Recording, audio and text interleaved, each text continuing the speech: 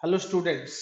तो आज हम लोग डिस्कस करेंगे अभी जो जेई मेंस का पेपर हुआ 2023 2023 का पेपर जो 24 जनवरी को हुआ शिफ्ट वन में।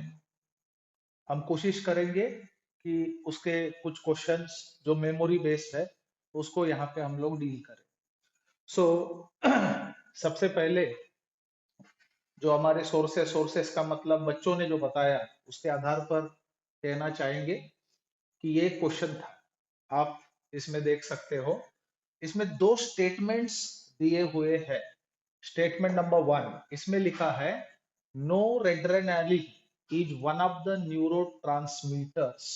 अब आपको पता होना चाहिए कि ये नोर एड्रेनालिन क्या चीज है।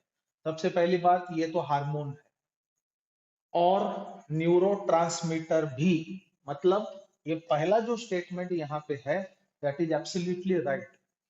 अब नोर एड्रेनालिन का काम क्या होता है, याद रहे ये इसके बहुत वाइटल फंक्शंस हमारे ह्यूमन फिजियोलॉजी के लिए देखे जा सकते हैं, जिसमें सबसे important, one of the finest and one of the important functions of it is it maintains the blood pressure. ये ब्लड प्रेशर को मेंटेन रखता है, पहली बात। दूसरी बात, ये इंपल्सेस सेंड करता है, यानी ये इंफॉर्मेशन ट्रांसमिट करता है, ट्रांसफर करता है। सो नर्वस सिस्टम में इसका काफी अहम रोल होता है। That's why statement number one is correct. अब बात करेंगे दूसरे स्टेटमेंट की। दूसरा स्टेटमेंट ये है कि deficiency of noradrenaline causes depression. Yes indeed, ये भी करेक्ट स्टेटमेंट है। मान के चलो अगर नोर एड्रेनालिन की डिफिशियंसी हुई किसी बंदे के अंदर, तो पहली बात तो ब्लड प्रेशर फ्लक्चुएट होगा। दूसरी बात, इंपल्स सेंड नहीं होगा प्रॉपरली, यानी that will definitely affect the nervous system और वो इंसान डिप्रेशन का शिकार होगा। यानी अब आपको वहां पे जो चार ऑप्शंस दिए गए होंगे उसमें से आपको वो वाला ऑप्शन टिक करना है जहां लिखा होगा कि स्टेटमेंट वन और स्टेटमेंट टू दोनों भी करेक्ट स्टेटमेंट्स है। सो इस प्रकार का एक्चुअली ये इंफॉर्मेटिव क्वेश्चन है। जैसे कि केमिस्ट्री इन एवरीडे लाइफ आपको एक लेसन है, उसमें से आपको ये सब चीजें पता चल सकता है। अब बात करेंगे अगले क्वेश्चन की। अब number of unpaired electrons on cobalt in the complex ion COCl4 2 minus. याद रहे ये अनायोनिक कॉम्प्लेक्स है। अब इस अनायोनिक कॉम्प्लेक्स आयन का नाम क्या होगा? Tetra chloro cobaltate 2। अब याद रखें, हमेशा कॉम्प्लेक्स आयन का नाम लिखते समय हम लोगों को वहां का जो सेंट्रल मेटल होता है उसका ऑक्सीडेशन स्टेट पता होना जरूरी है। जैसे कि इसमें आप देख सकते हो कोबाल्ट। कोबाल्ट का ऑक्सीडेशन स्टेट क्या हुआ? कॉम्प्लेक्स आयन के ऊपर चार्ज है -2 और यहाँ पे लिगैंड प्रेजेंट है Cl minus which happens to be the monodentate ligand. अब Cl माइनस पे 1 यूनिट नेगेटिव है, तो कोबाल्ट का डेफिनेटली ऑक्सीडेशन स्टेट इस स्पेसिफिक केस में क्या होगा कि -4 इधर हो गए, वो उधर जाने के बाद +4, 4 - 2 = 2। यानी सर्टनली आपको एक चीज पता होना चाहिए, कोबाल्ट का एटॉमिक नंबर होता है 27। इसका इलेक्ट्रॉनिक कॉन्फ़िगरेशन आप इस प्रकार से लिख सकते हो, कोबाल्ट डी ब्लॉक एलिमेंट है और डी ब्लॉक एलिमेंट की खासियत क्या होती है? Last two shells are incompletely fit. तो अब हमें पता है कि ये जो कॉम्प्लेक्स आप देख रहे हो, इस स्पेसिफिक कॉम्प्लेक्स के अंदर जो कोबाल्ट प्रेजेंट है ये +2 स्टेट में है, अर्थात CO2+ का कॉन्फ़िगरेशन क्या होगा? अब एक आधा मेटल +2 स्टेट में है, इसका मतलब ये होता है कि उसने 2 इलेक्ट्रॉन को लूज कर दिया, यानी ये 2 इलेक्ट्रॉन आपको माइनस करने पड़ेंगे। ऐसा करने के बाद बचा क्या? 3d7। यानी आप काफी आसानी से एक चीज बोल सकते हो कि CO2+ स्टेट में कोबाल्ट का इलेक्ट्रॉनिक कॉन्फ़िगरेशन 3d7 हुआ। अब आपको इसे बॉक्स डायग्राम के तहत लिखना होगा, तब आपको समझ में आएगा एग्जैक्टली कितने अनपेयर्ड इलेक्ट्रॉन्स इसके पास है। 1 2 3 4 5। अब आपको पता है we are having what 3d7 configuration. अब 7 इलेक्ट्रॉन्स को डिस्ट्रीब्यूट करना है डी ऑर्बिटल्स के पास। हम लोग को पता है डी ऑर्बिटल के सब ऑर्बिटल्स कितने होते हैं, 5। तो सबसे पहले तो अकॉर्डिंग टू हंट्स रूल एक एक इलेक्ट्रॉन सबको दीजिए इस प्रकार से, यानी कितने बांट के हो गए, 5। बचे कुचे को फिर से बांटना स्टार्ट करिए, यानी देन स्टार्ट पेयरिंग। तो अब बचे 2, तो इसको एक आएगा, इसको एक आएगा। तो ये होगा नेट इलेक्ट्रॉनिक कॉन्फ़िगरेशन, जिसमें आपको देखने को मिल रहा है कि कोबाल्ट इज इन +2 स्टेट और उसके पास 3 अनपेयर्ड इलेक्ट्रॉन्स है।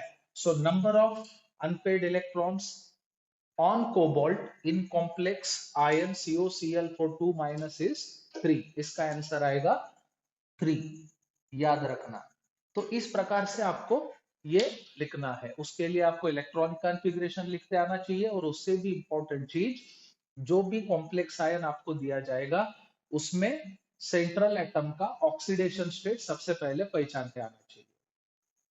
अब बात करेंगे इस क्वेश्चन की। Now consider this question. अब ये क्वेश्चन क्या है, सबसे पहले आपको क्वेश्चन को पढ़ लेना है।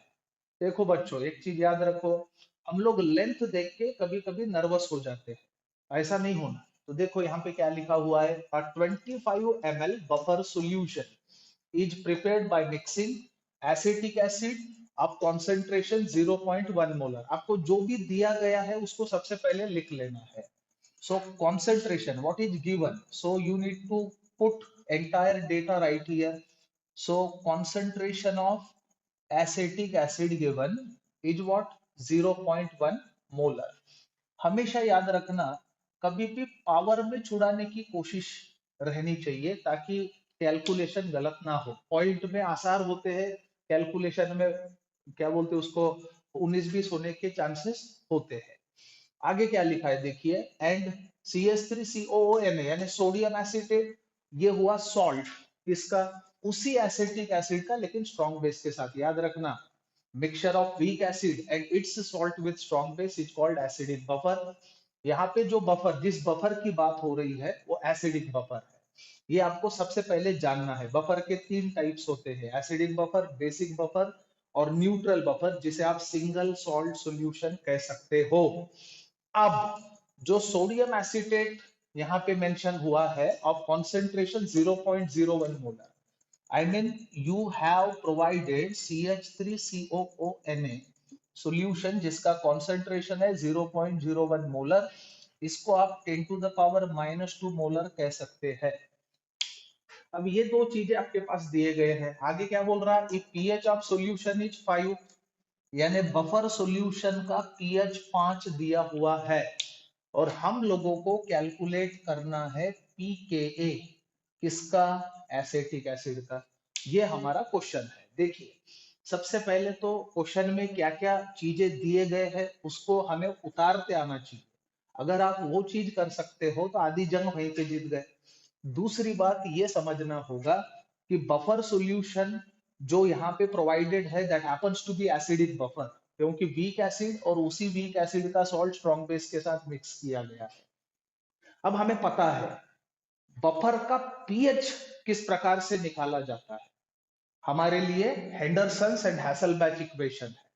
So we know that, I mean we have the pH of acidic buffer, जिसे हम कहेंगे Henderson's equation, is equal to what, pKa plus log of concentration of salt divided by concentration of what, acid. This is the pH of acidic buffer. अब हम लोगों को pKa निकालना था, ये चीज याद रखना आपको। pH दिया हुआ है कितना, 5, किधर गया, इधर। we need to calculate this. we are having concentration of salt as well as acid. ये वैल्यू सब्स्टिट्यूट करो, pH कितना दिया गया है, 5। so pKa is to be calculated, so plus log of concentration of salt कितना दिया गया है, sodium acetate is a salt, 10 to the power -2 divided by concentration of acid क्या दिया गया है, 10 to the power -1।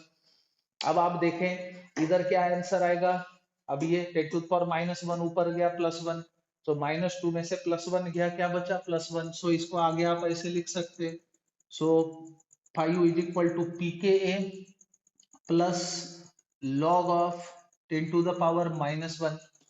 अब a to the power n का अगर आप लॉग करते हो तो उसका आंसर आता है n log a। तो आप फर्दर इसको किस प्रकार से लिखेंगे, इधर हम समराइज करेंगे। So therefore 5 is equal to pKa, हाँ, -1 log 10।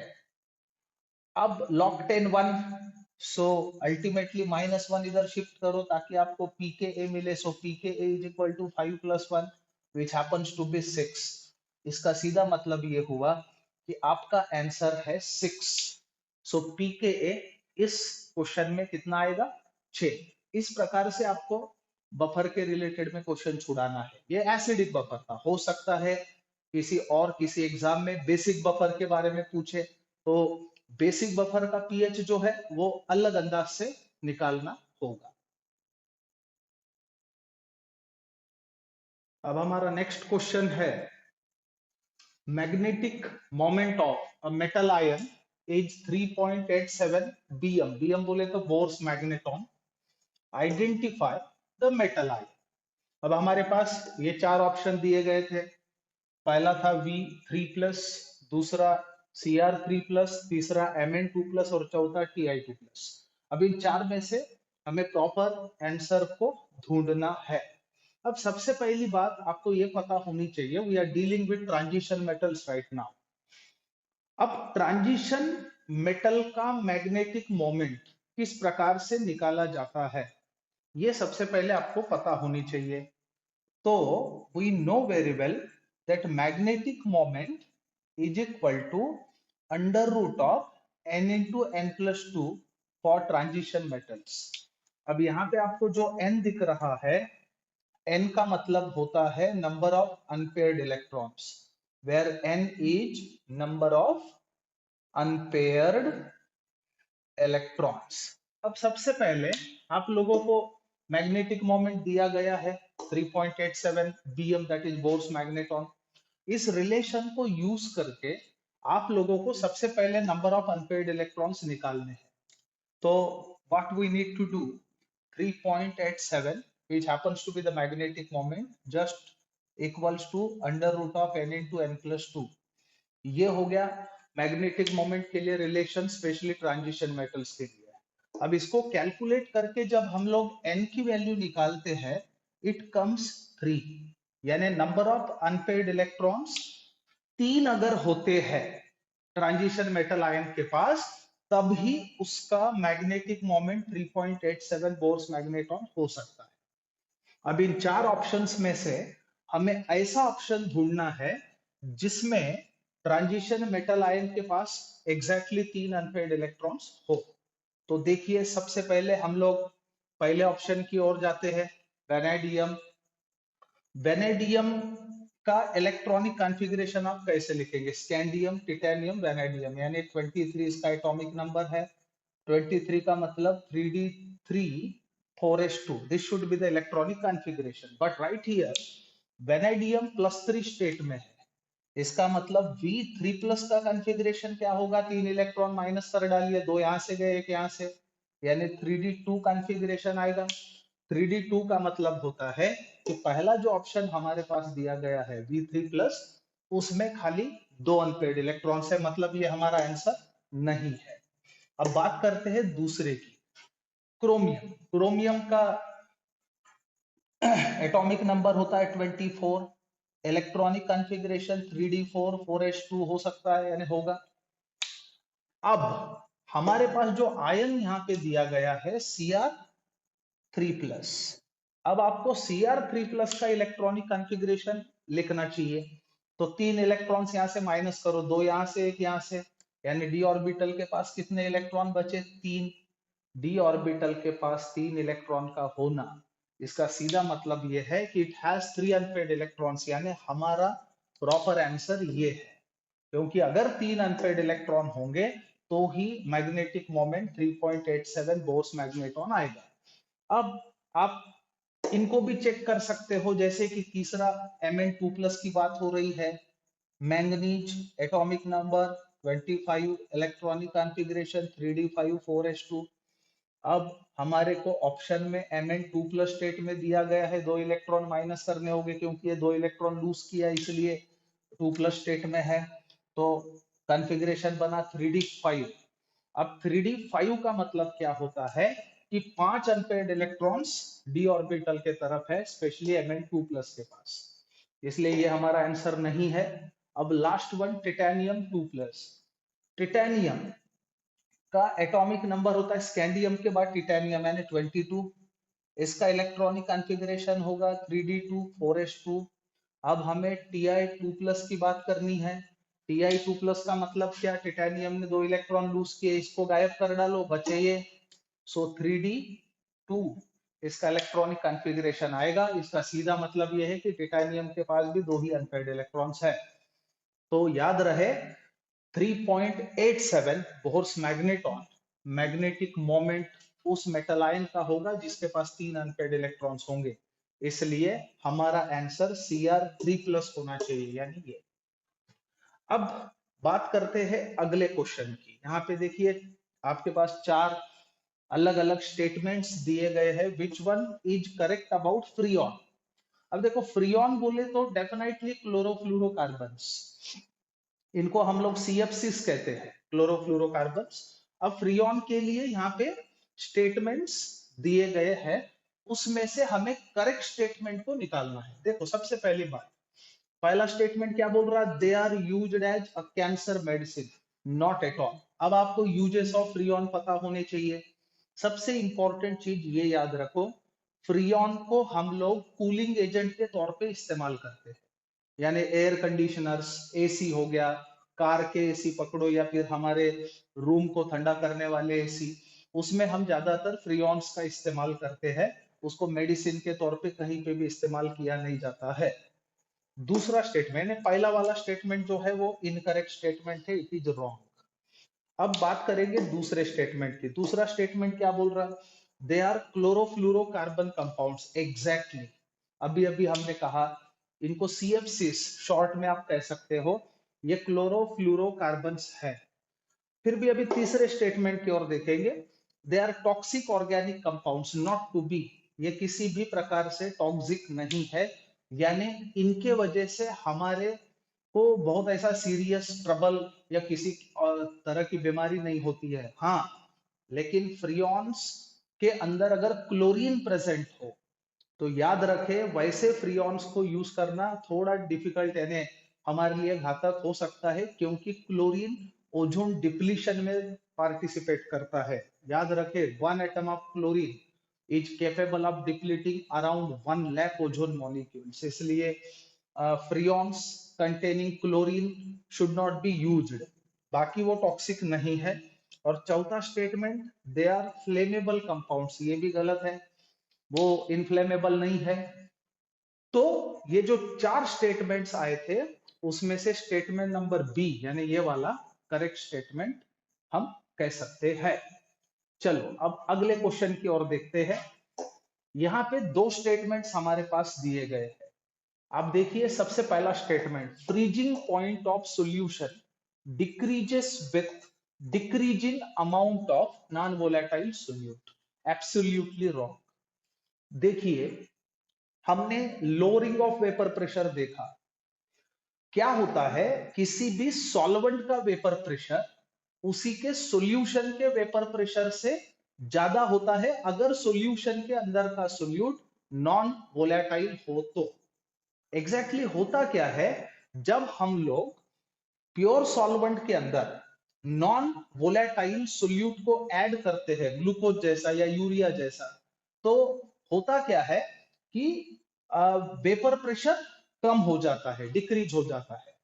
वेपर प्रेशर डिक्रीज होने का मतलब क्या हुआ, देखिए प्योर सॉल्वेंट का वेपर प्रेशर सॉल्यूशन के वेपर प्रेशर के मुकाबले कभी भी ज्यादा होगा अगर सॉल्यूशन के अंदर का सोल्यूट क्या बोलते हैं उसको नॉन वोलेटाइल हो तो।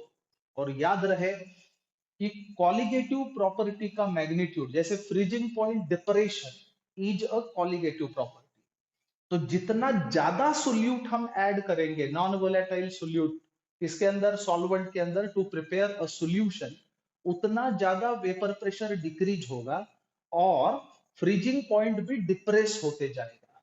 यानी ये जो स्टेटमेंट यहाँ पे लिखा गया है ये पूरा उल्टा है। ये कैसे होना चाहिए था?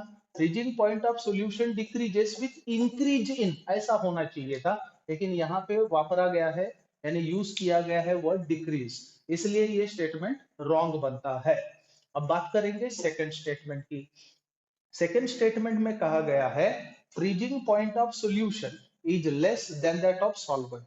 एग्जैक्टली, लेकिन कंडीशन याद रखना, उस सॉल्यूशन के अंदर का सोल्यूट नॉन वोलेटाइल होना चाहिए। अगर हम नॉन वोलेटाइल सोल्यूट सॉल्वेंट के अंदर डालते हैं तो वेपर प्रेशर डिक्रीज होगा, अर्थात सॉल्यूशन का वेपर प्रेशर प्योर सॉल्वेंट के वेपर प्रेशर के मुकाबले कम होता है। अब वैसे सॉल्यूशन को जब आप फ्रीज करने की कोशिश करोगे तो आपको महसूस होगा कि फ्रीजिंग पॉइंट पहले के मुकाबले डिप्रेस हो गया है। जैसे मान के चलो हम वाटर की बात करें, वाटर का फ्रीजिंग पॉइंट होता है 0 degree Celsius.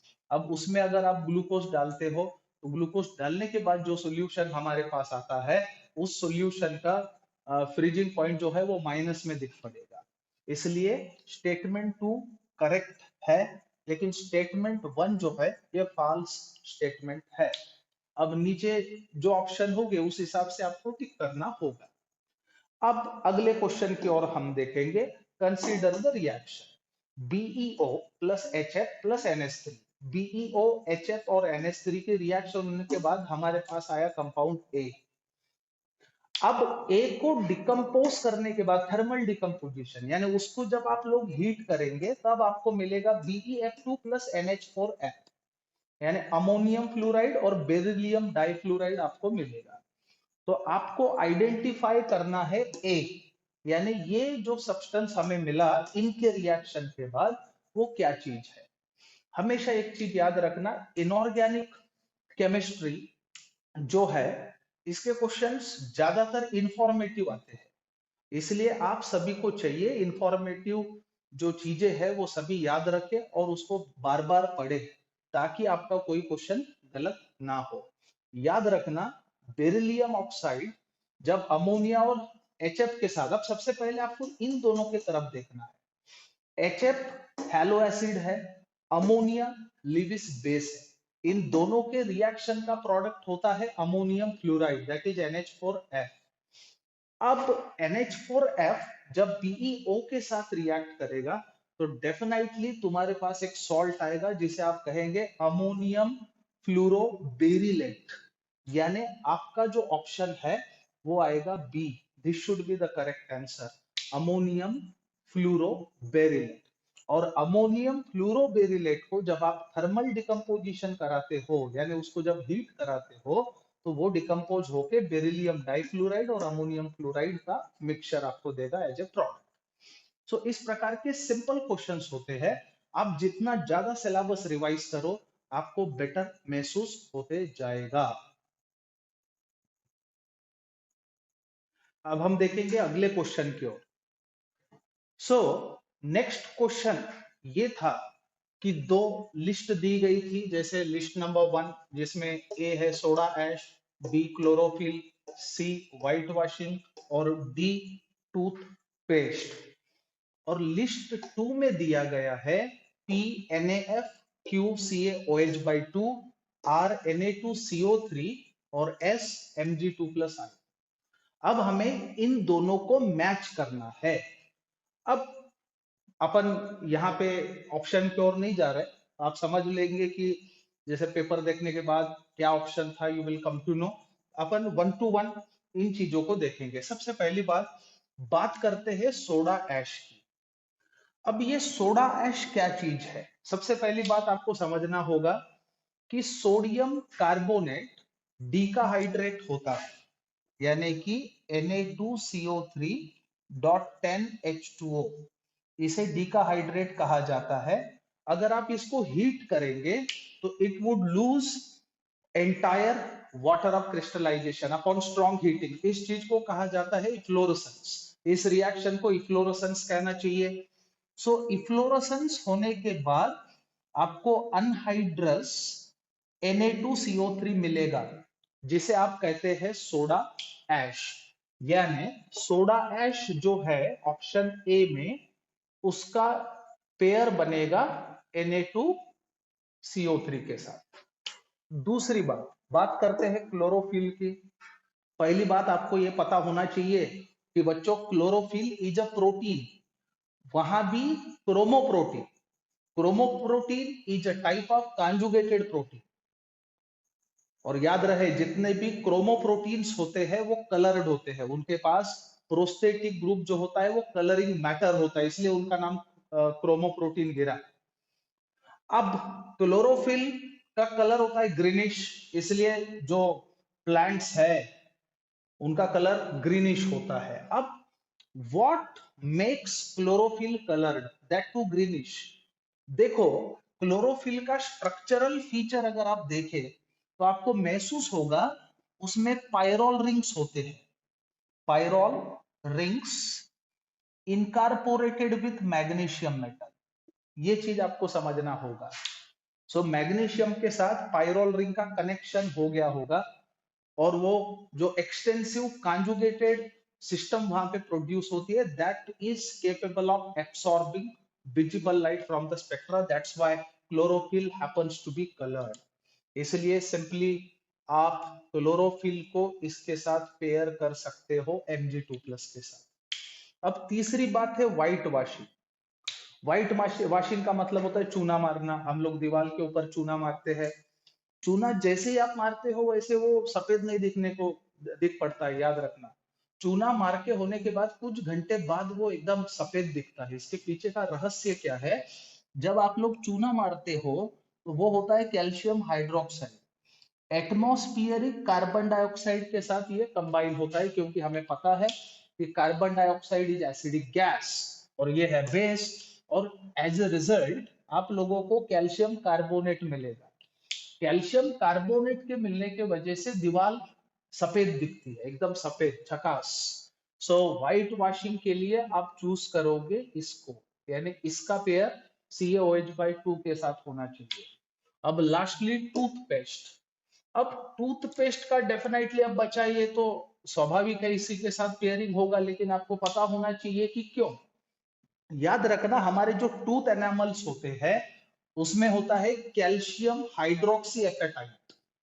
Calcium hydroxyapatite जो है वो स्मूथ होता है। स्मूथ होने की वजह से क्या होता है कि जर्म्स इजीली अटैक कर सकते हैं। मराठी में एक कहावत है, कोणी यावे टिकली मारू नहीं जा रहे।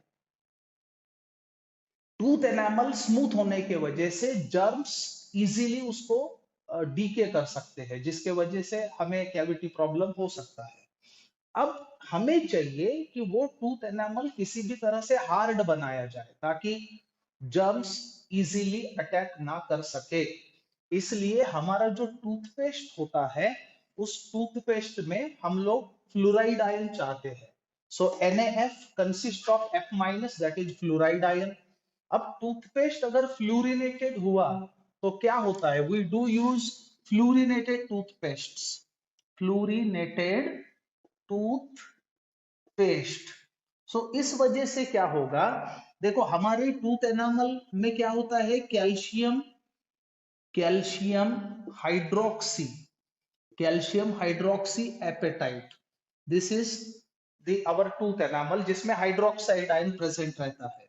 अगर आप फ्लूरिनेटेड टूथपेस्ट इस्तेमाल करें जिसमें फ्लोराइड आयन हो तो fluoride ion displaces hydroxide ion, जिस वजह से हमें मिलेगा कैल्शियम फ्लूरो एपेटाइट। अब याद रखना कैल्शियम फ्लूरो एपेटाइट जो है ये हार्ड मटेरियल है, जिस वजह से हमारा टूथ डीकेइंग से प्रोटेक्शन हमें मिल सकता है।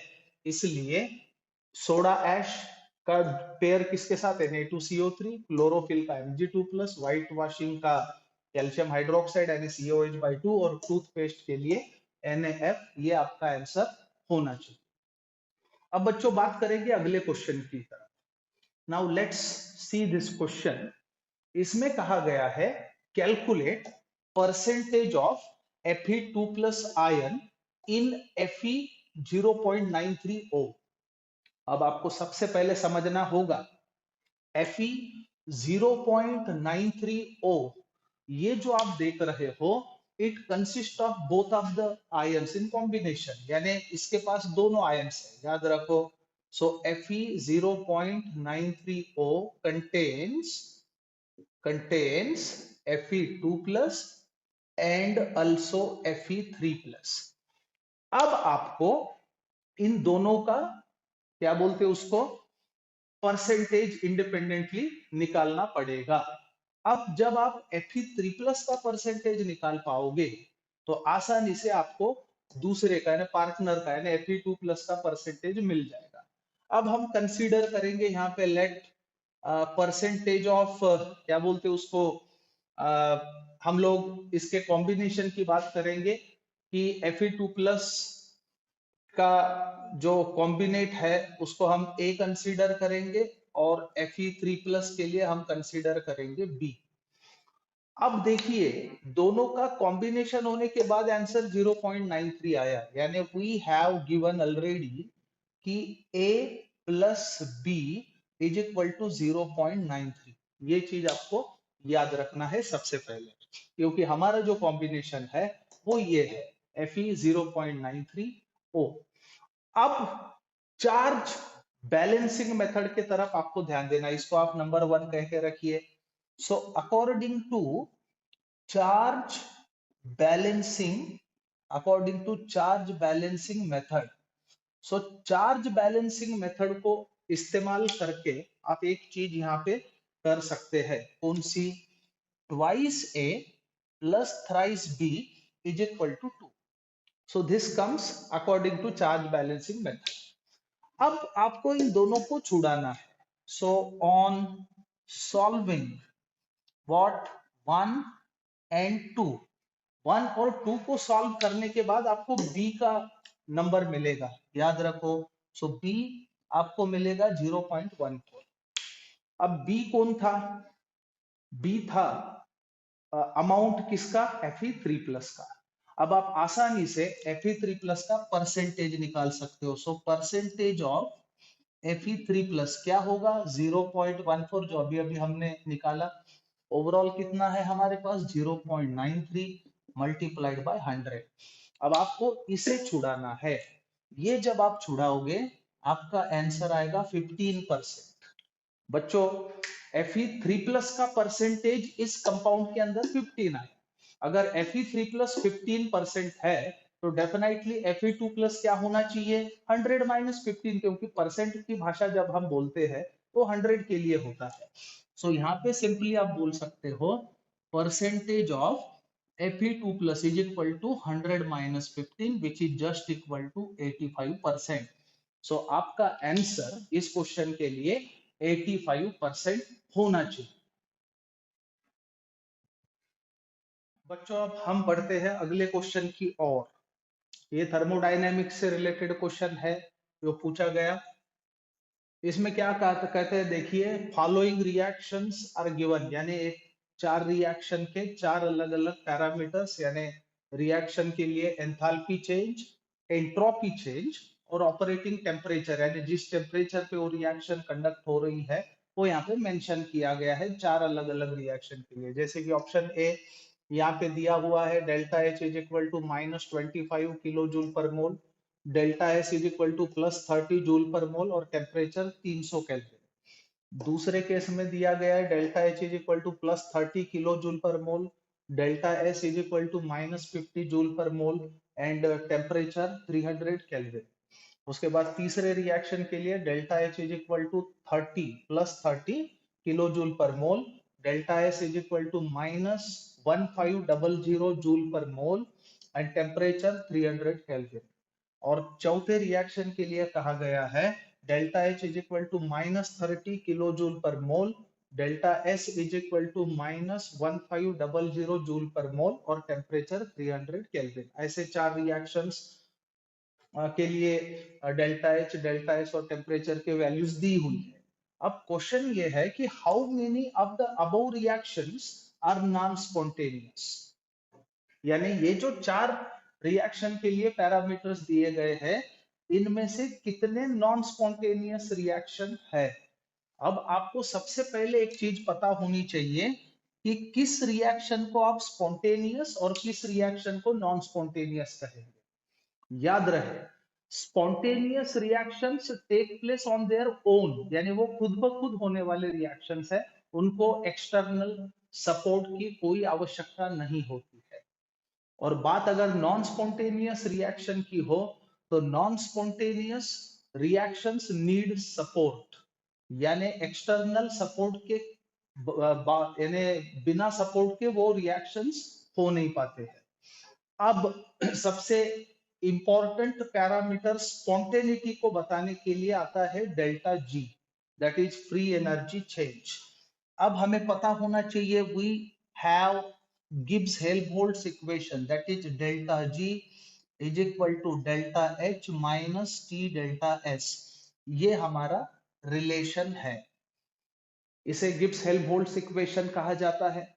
अब आपको कन्वेंशंस पता होने चाहिए, यानी डेल्टा जी की वैल्यू कैसे होने से रिएक्शन स्पॉन्टेनियस रहेगी, ये आपको पता होना चाहिए। तो सबसे पहली बात आप याद रखें, अगर डेल्टा जी निगेटिव है तो आप बोल सकते रिएक्शन स्पॉन्टेनियस है, यानी वो रिएक्शन खुद ब खुद होगी।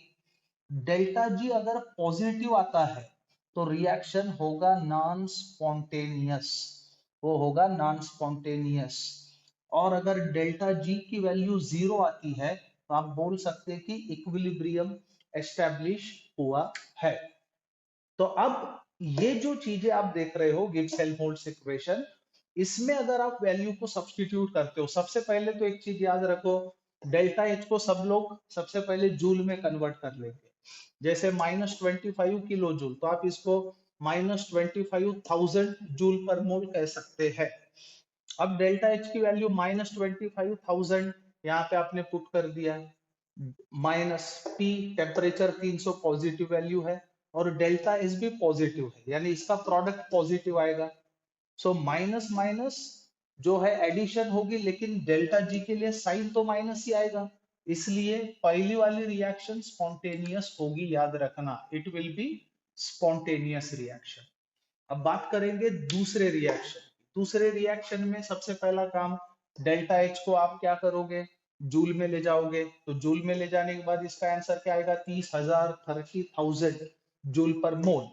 और डेल्टा एस जो है वो निगेटिव दिया हुआ है, ये सबसे इंपॉर्टेंट चीज है, -50।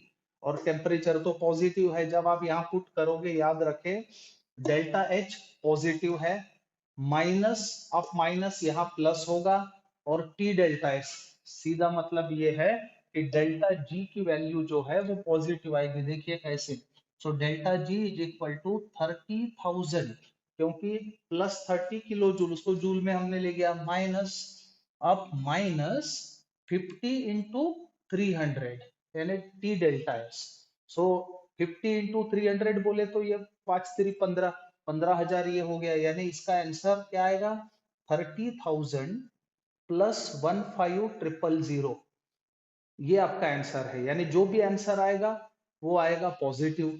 अगर डेल्टा जी पॉजिटिव आता है तो रिएक्शन जो है वो नॉन स्पॉन्टेनियस होगा, यानी ये वाली रिएक्शन नॉन स्पॉन्टेनियस होगी, उसे एक्सटर्नल सपोर्ट की जरूरत होगी। अब बात करेंगे तीसरे की। तीसरे में डेल्टा एच पॉजिटिव है, इसमें कोई दो राय नहीं। यहाँ पे आप देख सकते हो 30 किलो जूल पर मोल, यानी ये भी 30,000 जूल पर मोल आएगा जूल में जब कन्वर्ट करोगे। और यहाँ पे आप देख सकते हो डेल्टा एस -1500 जूल पर मोल दिया गया है, और टेम्परेचर 300। अब यहाँ पे क्या होगा, सबसे इंपॉर्टेंट चीज कि डेल्टा एच भले ही पॉजिटिव है, लेकिन टी डेल्टा एस जो है वो क्या बोलते हैं उसको, निगेटिव दिया गया है। सो यानी डेल्टा एस निगेटिव है, निगेटिव होने के वजह से क्या होगा, अब आप देख सकोगे कि माइनस 1500 मल्टीप्लाइड बाय 300, सो 15×3 = 45। तो आप माइनस माइनस प्लस हो गए, यानी ये भी रिएक्शन जो है, यानी डेल्टा जी की जो वैल्यू है वो पॉजिटिव आने के आसार यहाँ पे आप देख सकते हो, जैसे कि हमें मालूम है delta G is equal to what 30,000, क्योंकि प्लस 30 किलो जूल था, इसको जूल में हमने कन्वर्ट किया, minus T delta S. So delta S कितना है 1500 मल्टीप्लाइड बाय 300। सो इसको जब छुड़ाओगे तो माइनस माइनस प्लस होगा, यानी डेल्टा जी की वैल्यू पॉजिटिव आएगी, यानी ये भी नॉन स्पॉन्टेनियस रिएक्शन होगा। अब हमें चेक करना है डी। डी में आप देख सकते हैं कि डेल्टा एच की वैल्यू -30 किलो जूल है। -30 का मतलब होता है -30,000 जूल, और डेल्टा एस की वैल्यू आ रही है माइनस 1500 जूल पर मोल, और टेम्परेचर दिया गया है 300।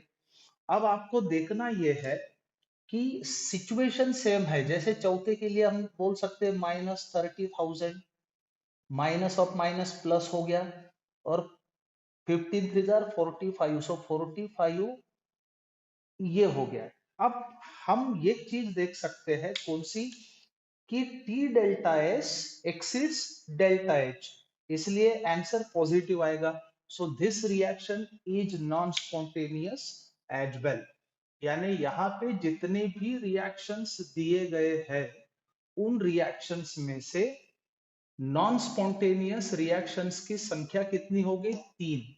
सो आपका आंसर आना चाहिए 3। Your answer must be 3। इस प्रकार से आपको डील करना होता है ऐसे क्वेश्चंस। अब बात करेंगे नेक्स्ट क्वेश्चन की। अब इस क्वेश्चन में आप देखना क्या लिखा है, the percentage of nitrogen in uracil is. देखो यूरासिल ये नाइट्रोजिनस बेस होता है, आप लोग डीएनए आरएनए पढ़ते हो। सो प्यूरिन्स pyrimidines इस प्रकार के बेसिस होते हैं। So uracil is one of the nitrogenous bases जिसका स्ट्रक्चर ऐसे होता है, this is the structure of uracil.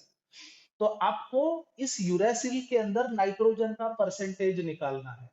अब परसेंटेज निकालने के लिए आपको दो चीजें पता होनी चाहिए। सबसे पहले तो इसका मॉलिक्यूलर फार्मूला, मॉलिक्यूलर फार्मूला पता हो तो मॉलिक्यूलर मास निकाल सकते हो, फार्मूला तो आप आसानी से काउंट कर सकते हो। अब इसमें जितने भी नाइट्रोजन हाइड्रोजन ऑक्सीजन कार्बन है, सबके एटॉमिक मासेस का जब आप एडिशन करो तो आपको मिलेगा मॉलिक्यूलर मास किसका, यूरासिल का। अब याद रखना यूरासिल का मॉलिक्यूलर मास जब आप कैलकुलेट करोगे you will come to know it comes 112 gram, यानी 112 ग्राम इसका मॉलिक्यूलर मास होगा। अब साथ ही साथ आपको ये भी देखना है कि मॉलिक्यूल के अंदर कितने नाइट्रोजन एटम्स हैं। There are 2 nitrogen atoms, we know very well atomic mass of nitrogen is 14, यानी weight of nitrogen in this molecule, याद रखें weight of nitrogen in uracil, so 2 into 14 is equal to 28 grams, आप ये कह सकते हो। अब आपके पास टोटल मॉलिक्यूल का मास है, आपके पास कितना नाइट्रोजन प्रेजेंट है वो भी मास है, तो इससे आप परसेंट आसानी से निकाल सकते हो। सो परसेंट ऑफ नाइट्रोजन क्या निकलेगा, मास of nitrogen that is 28 divided by molecular mass of uracil multiplied by 100। अब ये जब आप कैलकुलेट करोगे इसका आंसर करीब करीब 25% आएगा। सो 25% विल बी योर आंसर। इस प्रकार से आपको किसी भी, अब यहाँ यूरेसिल पूछा गया, यूरेसिल के जगह कोई और मॉलिक्यूल पूछे तो भी आप इसी प्रकार से एक स्पेसिफिक इंग्रेडिएंट का परसेंटेज निकाल सकते हो। हाँ तो स्टूडेंट्स अब हमारा अगला सवाल है, which of the following oxo acids can reduce AgNO3? Option A HPO3 by N, जो जिसे हम लोग मेटाफॉस्फोरिक एसिड कहते हैं।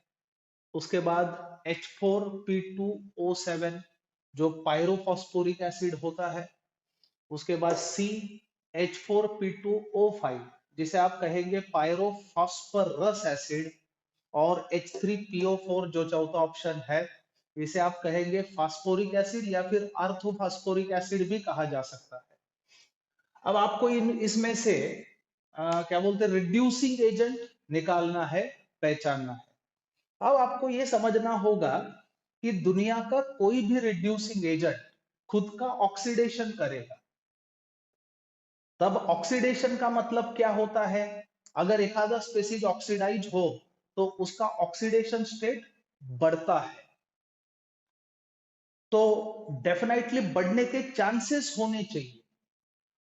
तो यहां आपको सबसे पहले ये चीज का ध्यान रखना होगा कि कौन से ऑक्सो एसिड में फास्फोरस का ऑक्सीडेशन स्टेट क्या है। तो अब उसके बाद भी आपको एक चीज पता रहनी चाहिए कि फास्फोरस की औकात। So maximum oxidation state shown by phosphorus is +5। अब आप देखें ये पहला जो मेंबर है HPO3 बाय N, इसमें फास्फोरस का ऑक्सीडेशन स्टेट होता है +5, यानी पॉसिबल मैक्सिमम ऑक्सीडेशन स्टेट। अब देखो फास्फोरस ज्यादा से ज्यादा +5 शो कर सकता है, इसके ऊपर वो जा नहीं सकता। सीधा मतलब ये है कि इस केस में फास्फोरस खुद का ऑक्सीडेशन नहीं कर सकेगा। अगर वो खुद ऑक्सीडाइज नहीं हो पा रहा है तो ये रिड्यूसिंग एजेंट का काम भी नहीं करेगा, ये इसलिए ये हमारा आंसर नहीं है। अब बात करेंगे इसकी। अब ये केस जो है, इसमें अगर आप फास्फोरस का ऑक्सीडेशन स्टेट निकालो, you will come to know +5 इसमें भी आपको दिखेगा, यानी जैसे इसमें हमने बताया वही रूल इसमें भी लागू होता है। +5 is the possible maximum oxidation state of phosphorus. So इससे ऊपर का ऑक्सीडेशन स्टेट वो ले नहीं सकता और रिड्यूसिंग एजेंट का काम कर नहीं सकता है। अब बात करेंगे सी की। सो पायरोफॉस्फोरस एसिड के अंदर अगर आप फास्फोरस का ऑक्सीडेशन स्टेट डिटरमाइन करें तो आपको मिलेगा +3। I mean phosphorus is in +3 state, specially in this oxo acid. +3 state में होने का मतलब ये है कि इसके पास जेन्युइन चांस है, यानी ये 2 इलेक्ट्रॉन लूज करके +5 स्टेट जा सकता है। यानी यहाँ पे इसके पास अपॉर्चुनिटी है खुद ऑक्सीडाइज होने की। और याद रखना जो ऑक्सीडाइज हो सकता है वही रिड्यूसिंग एजेंट कहलाएगा। So it has ability to reduce AgNO3, यानी आपका आंसर सी होना चाहिए। अब डी के तरफ भी एक ध्यान दे देते हैं। तो अब ये आर्थोफॉस्फोरिक एसिड जो है, इसमें भी फास्फोरस का ऑक्सीडेशन स्टेट होता है +5, यानी ज्यादा, सबसे ज्यादा ऑक्सीडेशन स्टेट जो फास्फोरस शो कर सकता था उसी स्टेट में यहाँ पे आपको नजर आएगा।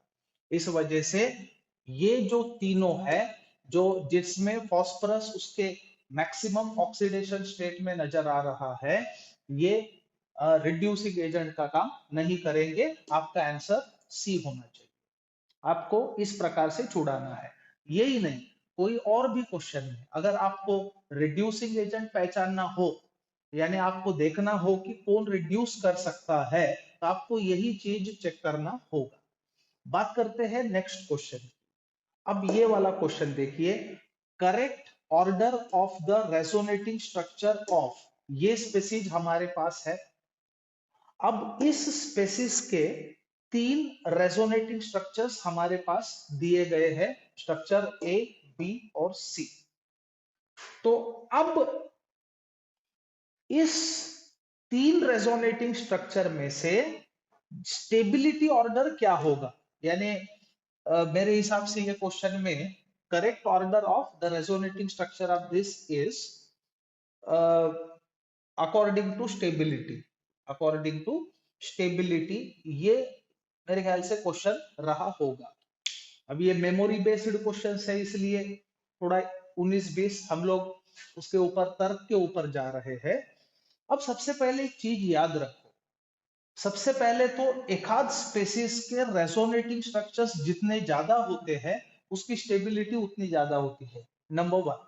दूसरी बात, अब जितने भी रेजोनेटिंग स्ट्रक्चर्स हमारे पास हो उसमें से स्टेबलेस्ट या स्टेबल रेजोनेटिंग स्ट्रक्चर कौन सा होगा, ये कैसे पहचानना चाहिए। सबसे पहली बात ये याद रखो, हाईली इलेक्ट्रोनेगेटिव जो एटम होगा स्पेसीज के अंदर, उसके ऊपर नेगेटिव चार्ज होना चाहिए।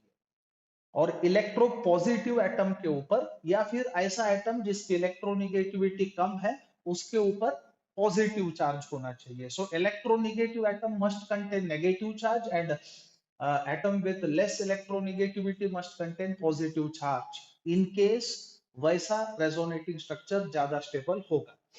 अब यहाँ पे हम बात करेंगे स्ट्रक्चर नंबर ए की. ये पहला रेजोनेटिंग स्ट्रक्चर. इसमें आप देख सकते हो कि पॉजिटिव चार्ज इस कार्बन के ऊपर आया है और उसका नेबर है NH2, यानी nitrogen is directly attach to that carbon. Nitrogen के पास लोन पेयर है जिसके वजह से वो इसको नलीफाई कर सकता है इस चार्ज को, यानी इसको राहत महसूस होगा नाइट्रोजन के प्रेजेंस के वजह से. दूसरी बात, ये नेगेटिव चार्ज जिस कार्बन के ऊपर है उसका नेबर है इलेक्ट्रॉन विड्रॉइंग ग्रुप, यानी यहाँ पे भी इस किस्म का रेजोनेंस आप देख सकते हो. इसका सीधा मतलब ये होगा कि ये सबसे ज्यादा स्टेबल रेजोनेटिंग स्ट्रक्चर कहलाएगा. अब बात करते हैं बी की. बी में क्या हो रहा है, सबसे इंपॉर्टेंट चीज आप देखो कि नेगेटिव चार्ज इस कार्बन पे दिया गया है और उसका नेबर उस कार्बन को डायरेक्टली कनेक्टेड है नाइट्रोजन जिसके पास लोन पेयर है. सो नेगेटिव और नाइट्रोजन का लोन पेयर इसके ऊपर, यानी इन दोनों के बीच क्या होगा, रिपल्शन होगा. और दूसरी बात, इस कार्बन पे पॉजिटिव चार्ज है जिसका बगल में, यानी जिसका एडजेसेंट जो ग्रुप है वो इलेक्ट्रॉन विड्रॉ करेगा. इसका मतलब ये है कि इसका पॉजिटिव चार्ज की इंटेंसिटी बढ़ाएगा, जो अच्छी बात नहीं है. इसलिए पहले स्ट्रक्चर के मुकाबले दूसरा स्ट्रक्चर लेस स्टेबल होगा. ये तो हमें मान लिया, यहाँ पे मैं फिलहाल लिख के रखता हूँ. अब बात करेंगे तीसरे स्ट्रक्चर की. तीसरे स्ट्रक्चर में बच्चों ऑक्सीजन के ऊपर पॉजिटिव चार्ज दिख रहा है, जो कतई मंजूर नहीं, क्योंकि oxygen happens to be more electronegative atom. यानी कि इन दो स्ट्रक्चर के मुकाबले सबसे कम अगर कोई स्टेबल स्ट्रक्चर होगा तो सी होगा. ये तो हम यहाँ से बता सकते हैं, क्योंकि positive charge on oxygen is unacceptable, क्योंकि ऑक्सीजन की इलेक्ट्रोनेगेटिविटी ज्यादा होती है. दूसरी बात, अब हमें इन दोनों को कंपेयर करना है. पहला स्ट्रक्चर ज्यादा बेटर है क्योंकि यहाँ पे चार्ज जो है वो नलीफाई करने के आसार दिख रहे हैं. दैट्स व्हाई हाईली स्टेबल, यानी इन तीनों में से ज्यादा स्टेबल रेजोनेटिंग स्ट्रक्चर ये कहलाएगा. और दूसरा जो है वो कंपैरेटिवली कम स्टेबल होगा क्योंकि इसके और इसके बीच रिपल्शन, और दूसरी बात पॉजिटिव चार्ज जिस कार्बन के ऊपर आया है उसको इलेक्ट्रॉन विड्रॉइंग ग्रुप कनेक्टेड है, जिस वजह से ये चार्ज इंटेंसिफाई होगा, यानी स्टेबिलिटी और कम होगी. सो इन तीन रेजोनेटिंग स्ट्रक्चर का स्टेबिलिटी ऑर्डर इस प्रकार से होना चाहिए, सबसे ज्यादा ए, बाद में बी और सबसे कम सी. अब रुक करते हैं अगले क्वेश्चन की ओर. ऑर्गेनिक केमिस्ट्री का ये एक बेहतरीन क्वेश्चन जो पेपर में था. सो सबसे पहली जो रिएक्शन हम देखेंगे, this plus HBr give rise to P. हम मेजर प्रोडक्ट कंसीडर कर रहे हैं. और दूसरे रिएक्शन में this plus HBr give rise to Q. अब हमें P और Q को पहचानना है. तो सबसे पहले हम पहले रिएक्शन की बात करेंगे, रिएक्शन नंबर 1. अब बच्चों इसमें एक चीज याद रखो, आप अगर मैकेनिज्म ढूंढ सको तो काफी आसानी से प्रोडक्ट का पता लगाया जा सकता है. Now consider this case. अब इसमें आप देखिए, दिस इज बेंजिलिक कार्बन. अब OH group is directly attach to the benzene ring और ऑक्सीजन के पास लोन पेयर है जो कंजुगेशन में होंगे पाई इलेक्ट्रॉन के, मतलब कि OC double bond character acquire करेगा, इसलिए इसको तोड़ना लगभग यानी डिफिकल्ट बात है. लेकिन ऑन अदर हैंड यहाँ पे जो आपको बॉन्ड दिख रहा है ये तोड़ा जा सकता है, क्योंकि इसके ब्रेकिंग के बाद जैसे कि सबसे पहले क्या होगा, प्रोटोनेशन होगा. प्रोटॉन कहाँ से आएगा, HBr से. वो यहाँ अटैक करेगा. अटैक करने के वजह से आपको जो इंटरमीडिएट स्पेसीज यहाँ पे मिलेगा, that is likely to be this. ये आपका इंटरमीडिएट होगा. अब यहाँ पे देखो ऑक्सीजन पे पॉजिटिव आ गया, ये अच्छी बात है क्या, नहीं. ऑक्सीजन इलेक्ट्रॉन पेयर खींच के निकाल के ले जाएगा ताकि हमें इंटरमीडिएट मिले. अब देखिए हमारा अगला जो इंटरमीडिएट होगा वो होगा ये, इसमें कार्बन पे पॉजिटिव, ये बेंजिलिक कटायन है. याद रखें, benzylic cation is resonance stabilise, और ऊपर से OH ग्रुप भी पैरा पोजीशन पे प्रेजेंट है, सोने पे सुहागा, यानी स्टेबिलाईजेशन ज्यादा होगा. अब ऐसे में Br माइनस अटैक डेफिनेटली कहाँ करेगा, that tend to attack on this species. So हमारा मेजर प्रोडक्ट इस स्पेसिफिक रिएक्शन के लिए हम ये दिखा सकते हैं, यानी this should be the P, यानी इस रिएक्शन का प्रोडक्ट ये होना चाहिए और ये हमारा मैकेनिज्म है। अब बात करेंगे दूसरे रिएक्शन की। अब दूसरे रिएक्शन में क्या होगा ये चीज याद रखो। सबसे अहम बात कि OH group directly attach to the benzene ring, और यहाँ पे क्या ये फेनोलिक OH है जिसमें CO bond double bond character acquire करेगा। तो अब प्रोटोनेशन जो होगा वो यहाँ पे होगा, क्योंकि फिनिल कटायन जो है वो स्टेबिलाईज नहीं होगा। अब यहाँ पे अटैक करने के बाद आपका जो इंटरमीडिएट स्पेसीज होना चाहिए, that is likely to be this, आपका इंटरमीडिएट स्पेसीज होगा ये। अब याद रखें यहाँ पे ऑक्सीजन पे पॉजिटिव चार्ज आ गया है। अब ऑक्सीजन को खुद को स्टेबल करना है। अब इसके पास दो रास्ते हैं। रास्ता पहला, इससे इलेक्ट्रॉन पेयर छीन ले ताकि मिथिल अल्कोहल सेपरेट हो, लेकिन ऑन अदर हैंड ये काफी डिफिकल्ट, दिक्कत भरा काम होगा, क्योंकि ये रिंग जो है ये भी खींच के रखेगा पेयर को। सो ये डिफिकल्ट बात हो गया। अब दूसरी बात ये है कि ये इलेक्ट्रॉन पेयर खींचे, जो काफी आसान है, तो डेफिनेटली ये वैसे ही करेगा। अब आगे क्या होगा, Br माइनस जो है वो लीस्ट सब्सटीट्यूटेड अल्किल ग्रुप के ऊपर अटैक करेगा, ताकि आपका प्रोडक्ट इस किस्म का आपके पास आए।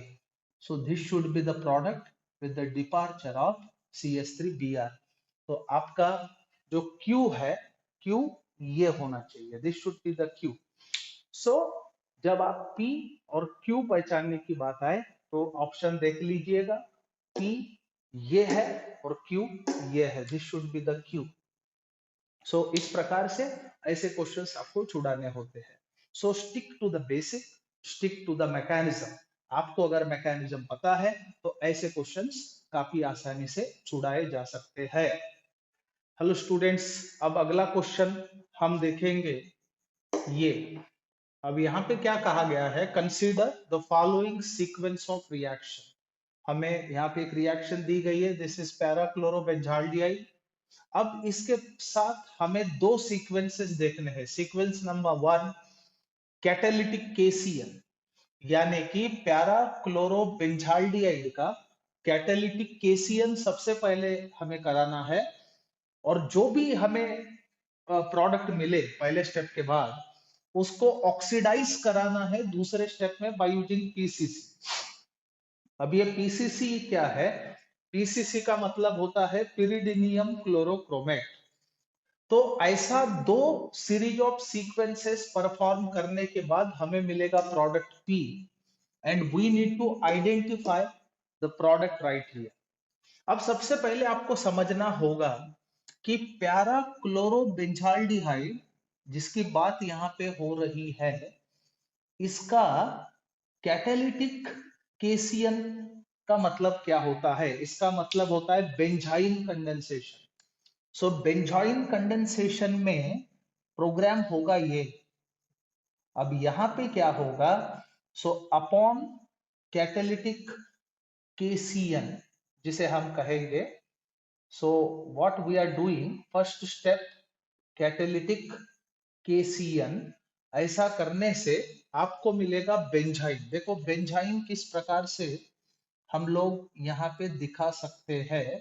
So this is the product so obtained in very first step, जो भी यहाँ पे मेंशन किया हुआ है। सो ये है आपका बेंजाइन। सो बेंजाइन आपको मिला एज ए प्रोडक्ट, और इस चीज का नाम है बेंजाइन कंडेंसेशन। अब यहाँ पे आपको रुकना नहीं है, ये पहली स्टेप हो गई। अब इस कंपाउंड को पीसीसी यानी पिरिडिनियम क्लोरोक्रोमेट के साथ ऑक्सीडाइज कराना है। अब आपने सीखा होगा कि PCC is a oxidising agent which is capable of oxidising primary alcohol to form aldehyde.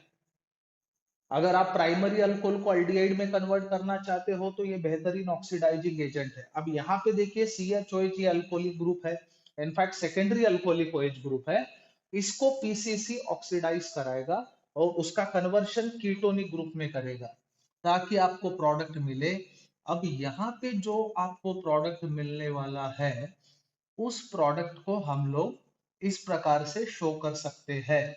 देखिए पीसीसी इसका कन्वर्शन कीटोनिक ग्रुप में कराएगा, कराने के बाद हमारे पास ये प्रोडक्ट होगा। सो ये हमारा प्रोडक्ट है इस सीक्वेंस का। So this should be the correct answer. ऐसे इस तरह के जो क्वेश्चंस है, कुछ कुछ नेम्ड रिएक्शंस होते हैं, उन नेम रिएक्शन को काफी अच्छे से आप लोगों को प्रिपेयर करना है।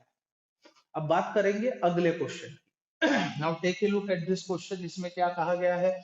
The product of the given reaction is, यहाँ पे रिएक्शन दिया गया है। अब देखो यहाँ पे रिंग दिख रहा है, ये एलिसाइक्लिक कंपाउंड है। इस एलिसाइक्लिक कंपाउंड को HBr के प्रेजेंस में हमें हीट करना है, या फिर आप ऐसा भी कह सकते हो this is to be heated strongly with what HBr to get product.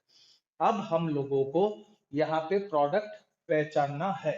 तो प्रोडक्ट डायरेक्टली आप पहचान नहीं सकते, आपको स्टेप बाय स्टेप जाना होगा। अब इस रिएक्शन को हम देखेंगे किस प्रकार से होता है। देखिए हमारा जो एलिसाइक्लिक कंपाउंड है जो यहाँ पे पूछा गया है वो है ये। अब HBr के साथ जब हीट करोगे तो डेफिनेटली प्रोटोनेशन होगा सबसे पहले। अब प्रोटॉन का अटैक या तो यहाँ हो सकता है या यहाँ हो सकता है लेकिन हमें पता है कि 3 डिग्री कटायन ज्यादा स्टेबल होता है, पहली बात। दूसरी बात, रिंग साइक्लिक जो कंपाउंड्स होते हैं, as far as cyclic compounds are concern, वो साइक्लिक कंपाउंड ज्यादा स्टेबल होगा जिसके रिंग में स्ट्रेन कम होगा। थ्योरी ऑफ स्ट्रेनलेस रिंग, जिसे हम लोग कहते हैं बेयर स्ट्रेन थ्योरी। सो इस वजह से अब प्रोटॉन का अटैक होगा इस कार्बन के ऊपर और ये पाई इलेक्ट्रॉन खींचे जाएगा इस कार्बन द्वारा, यानी पॉजिटिव चार्ज अब इसके ऊपर आने वाला है। So what should be the intermediate so obtained. अब हमारा इंटरमीडिएट क्या होगा ये समझने की जरूरत है। देखो अगर प्रोटॉन यहाँ ऐड होता है तो डेफिनेटली पॉजिटिव चार्ज इस कार्बन के ऊपर आएगा। देखिए साइक्लिक कंपाउंड के अंदर जितना एंगल बड़ा हो, बड़ा in the sense 109 degree 28 minute के क्लोज जितना हो, उतना वो साइक्लिक रिंग स्टेबल होता है। अब यहाँ पे डेफिनेटली अगर आपके पास अपॉर्चुनिटी हो, फिलहाल आप जितने भी स्टेबल हो, आपको और ज्यादा स्टेबल होने की अगर अपॉर्चुनिटी मिल रही हो तो आप उसे कैश करना प्रीफर करेंगे। यहाँ भी वही चीज होगा, यहाँ रिंग एक्सपांड होगा। आप देखिए अब ये इलेक्ट्रॉन पेयर लेके ये कार्बन के ऊपर आएगा नेगेटिव, इस कार्बन के ऊपर आगे चल के पॉजिटिव चार्ज आने वाला है, ध्यान में रखिए ये कॉर्नर। अब ये सिंपली अटैक करेगा इसके ऊपर। अब अटैक करने के बाद क्या हुआ? रिंग एक्सपांड हुआ, इसे कहते हैं रिंग एक्सपांशन। अब ये क्यों हुआ भाई? क्योंकि देखिए 4 मेंबर्ड जो रिंग होता है इसमें एंगल 90 होते हैं, यानी 109 28 मिनट के काफी दूर है तो कम स्टेबल है, स्ट्रेन ज्यादा है। अब इस रिंग एक्सपांशन के वजह से क्या हो रहा है, यहाँ पे हमें दूसरी एक साइक्लिक कंपाउंड मिल रहा है जिसमें आप 5 मेंबर्ड रिंग देख सकते हो। 5 मेंबर्ड रिंग में एंगल 108 डिग्री होता है which is close to 109 degree 28 minute, यानी हम कह सकते हैं कि 4 मेंबर्ड रिंग के मुकाबले 5 मेंबर्ड रिंग ज्यादा स्टेबल होता है। That's why ring expansion takes place. अभी मैंने बताया ये कार्बन आयन है जो यहाँ ऐड हुआ, पॉजिटिव चार्ज इस कार्बन पे आया, वो ये कार्बन है। 4 मेंबर्ड रिंग था प्रीवियसली, अभी 5 मेंबर्ड रिंग बना। अब बाजू के कार्बन में अब आप देख सकते हो कि this carbon is quaternary carbon जिसको दो दो मिथिल ग्रुप्स कनेक्टेड है और सेकेंडरी कार्बन पे पॉजिटिव चार्ज आया। तो अब अगर मिथिल शिफ्ट होता है यहाँ पे तो यहाँ टर्शरी कटायन प्रोड्यूस होगा। हम लोगों को पता है कि सेकेंडरी कार्बोनियम आयन के मुकाबले टर्शरी कार्बोनियम आयन ज्यादा स्टेबल होता है, इसलिए यहाँ पे मिथिल शिफ्ट होगा। इसे आप 1 to मिथिल शिफ्ट कह सकते हैं, यानी यहाँ क्या होगा, ये इलेक्ट्रॉन पेयर लेके मिथिल ग्रुप यहाँ पे कनेक्ट होगा। ऐसा होने से हमें जो नया इंटरमीडिएट प्राप्त होगा यानी मिलेगा, उसे इस प्रकार से दिखा सकते हैं। अब पॉजिटिव चार्ज इस कार्बन पे ऊपर आ गया, यानी ये प्रीवियसली 2 डिग्री कटायन था, ये अभी 3 डिग्री कटायन में कन्वर्ट हो गया है। अब जो 3 डिग्री कटायन हमें मिला, उसके ऊपर हलाइड आयन का अटैक होगा, यानी ब्रोमाइड आयन का अटैक होगा। डेफिनेटली ये अटैक कहाँ करेगा? इस पॉजिटिव कार्बन के ऊपर करेगा। अगर अटैक पॉजिटिव कार्बन के ऊपर होता है तो हमारा जो प्रोडक्ट हमें मिलेगा वो ये होगा। यानी कहने का मतलब ये है कि ये जो रिएक्शन यहाँ पे दी गई है, उस रिएक्शन का प्रोडक्ट ये होना चाहिए। This should be the product so obtained. So इस किस्म के रिएक्शंस को आपको ध्यान से इस प्रकार से ही छुड़ाना होगा। आपको देखना है कि कहाँ रिंग ओपन हो सकती है, और ये भी याद रखना कि रिंग ओपन कब होगी। अगर पहले के मुकाबले ज्यादा स्टेबल होने के आसार हो यानी चांसेस हो तो ही होगी, अदरवाइज नहीं। ये समझने की जरूरत है। अब हमारा अगला क्वेश्चन रहा ये। यहाँ पे देखिए दो कॉलम्स दिए गए हैं। इन column number 1, A aluminium, B iron that is ferrous, C silicon और डी कॉपर। और कॉलम नंबर 2 में दिया गया है electrolysis 1, 2 reverberatory furnace, 3 blast furnace और 4 जोन रिफाइनिंग। अब हमें इनको मैच कराना है। तो सबसे पहले हम देखते हैं एल्यूमिनियम की ओर। अब देखो एल्यूमिनियम रिएक्टिव मेटल कैटेगरी में आता है। उसका लीडिंग ओर होता है बॉक्साइट, और हमने देखा कि बॉक्साइट का इलेक्ट्रोलिसिस करा के हम लोग एल्यूमिनियम का एक्सट्रैक्शन करा सकते हैं। इसलिए एल्यूमिनियम का मैच बनेगा इलेक्ट्रोलिसिस। अब दूसरी बात आयरन। आयरन पायरोमेटलर्जिकल ऑपरेशन से हम लोग निकालते हैं आयरन का ओर। उसको सबसे पहले कॉन्सेंट्रेट करना होगा, कॉन्सेंट्रेट करने के बाद रोस्ट करना होगा या कैल्सिनेट करना होगा, बाद में स्मेल्टिंग, और स्मेल्टिंग करने के बाद जो मेटल हमें मिले उसको रिफाइन भी करने की आवश्यकता पड़ेगी। ये सब चीजें हम करते हैं नॉर्मली ब्लास्ट फर्नेस के अंदर। ये आपने 10th स्टैंडर्ड में भी सीखा होगा। सो आयरन को मैच आप करेंगे किससे? ब्लास्ट फर्नेस से। अब बात करेंगे सिलिकॉन की। सिलिकॉन को ज्यादातर हम लोग सेमीकंडक्टर के तौर पे इस्तेमाल करते हैं। सिलिकॉन हो गया, जर्मेनियम हो गया, these are the elements which are largely used as a semiconductor. और सेमीकंडक्टर का एक्सट्रैक्शन तथा उनका प्यूरिफिकेशन जोन रिफाइनिंग से किया जाता है। और बचा अभी कॉपर, तो डेफिनेटली कॉपर के लिए मैच बच गया रेवर्बरेटरी फर्नेस। वैसे तो कॉपर का एक्सट्रैक्शन बेसमर कन्वर्टर में भी किया जा सकता है। तो इस क्वेश्चन में आपके मैचेस इस प्रकार से होने जरूरी है। अब अगला सवाल। So let's see the next question. If primary valency of central metal ion in the complex दिया गया है CONH3/5Cl Cl2, और उसकी प्राइमरी वैलेंसी कंसीडर की गई है X, and its secondary valency is Y, यानी X प्राइमरी वैलेंसी है मेटल की और Y बोले तो secondary valency. Then find out the value of X and Y। अब हमें X और Y दोनों का एडिशन करने के बाद क्या नंबर आएगा उसे निकालना है। सबसे पहली बात आपको यह समझना होगा कि प्राइमरी वैलेंसी किस चिड़िया का नाम है। Primary valency corresponds to the oxidation state of the metal. अब इस कॉम्प्लेक्स के अंदर कोबाल्ट का ऑक्सीडेशन स्टेट अगर आप निकालते हो तो you will come to know cobalt is in +3 state. अब कोबाल्ट +3 स्टेट में है।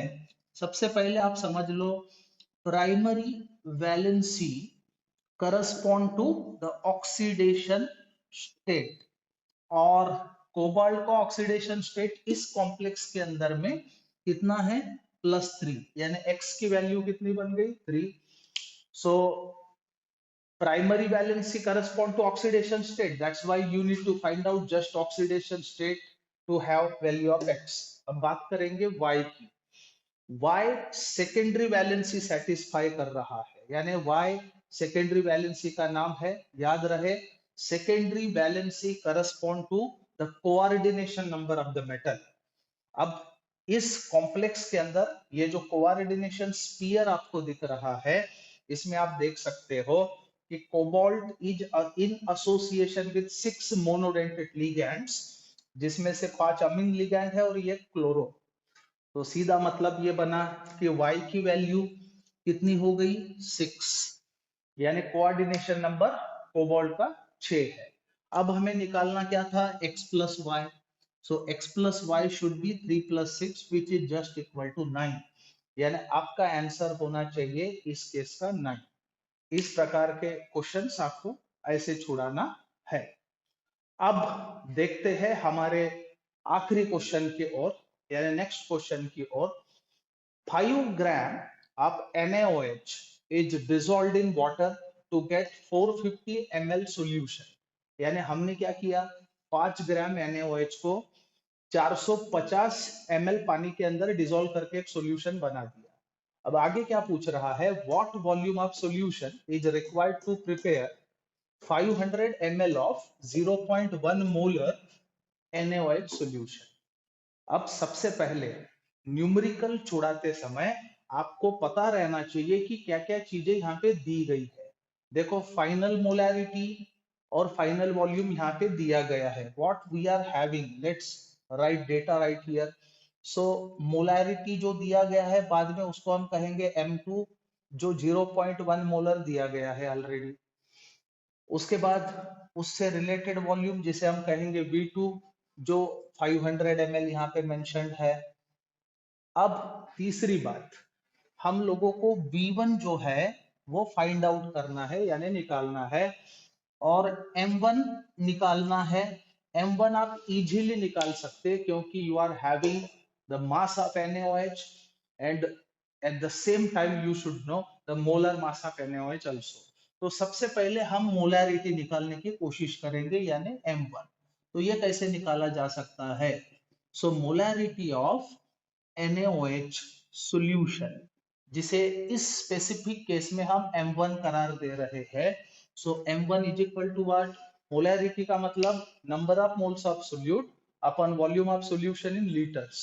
अब नंबर ऑफ मोल्स बोले तो मास अपॉन मोलर मास।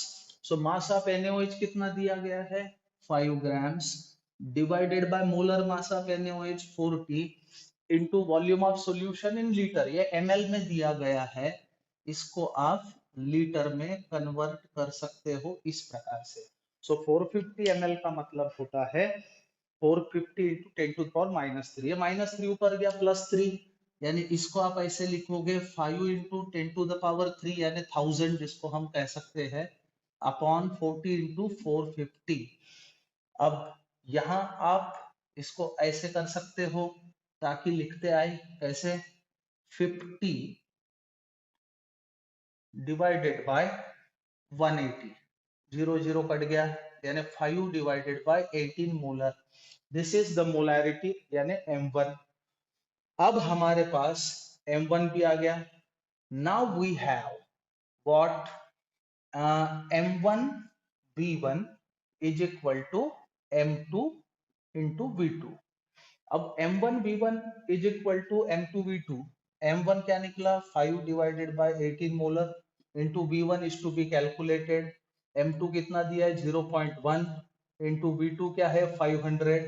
अब इसको आप V1 आराम से निकाल सकते कैलकुलेट करके। So that you will have about 180 ml। So 180 ml आपका आंसर होगा इस केस में। सो V1 यानी जो यहाँ पे पूछा गया है what volume of solution is required, that happens to be 180 ml। So it was all about the JEE mains question paper जो 24 जनवरी को फर्स्ट शिफ्ट में पूछा गया है। सो बी वेल प्रिपेयर्ड स्टूडेंट्स। यहाँ पे पूरी कोशिश हुई है कि क्वेश्चंस ठीक तरह से एक्सप्लेन हो, अच्छी पढ़ाई करो ताकि आगे के पेपर्स आपके अच्छे जाए। Thank you very much, wish you best of luck for your bright